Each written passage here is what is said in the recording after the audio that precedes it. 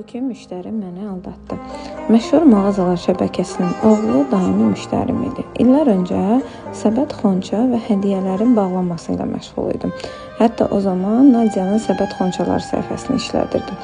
Və daimi müştərim mağazaya gəldi, qiymətlərlə maraqlandı, xeyir işinin olacağını söylədi. Daha sonra isə səbətləri bağlamaq üçün mağazada yox, onlara gəlməyimi rica etdi. Və biz də ondan razılaşdığımız vaxtda gündə mən onlara yaxınlaşdım. Səbətləri bağladım, xonçaları bəzədim, hədiyyələr, hər bir şey hazır olduqdan sonra isə müştəri məndən nə qədər ödəniş edəcəyini soruşdu. O zamanlar bu işlərlə yeni məşğul idim. Yaşım da az idi və qiymət deməyə əlbəttə ki, utanırdım. Siz daha yaxşı bilərsiniz deyib işi ona təhvil verdim. Və müştərim mənə verdiyi məbləğ məni şoka saldı. Çünki daha öncə müştərim mağazada bu işləri görüzdürsə nə qədər məbləğ ödəyəcəyini artıq bilirdi. O mənə cəmi 40 manat ödəniş eləmişdi.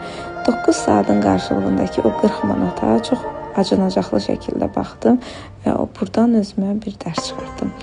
Artıq müştərilərin bir sifariş edərkən öncədən qiymətə razılaşıram, daha sonra isə ödəniş tam olunduqdan sonra həmin işi onlar üçün hazırlayıb təhvil verirəm. Bəs siz necə edərdiniz mənim yerimdə olsaydınız?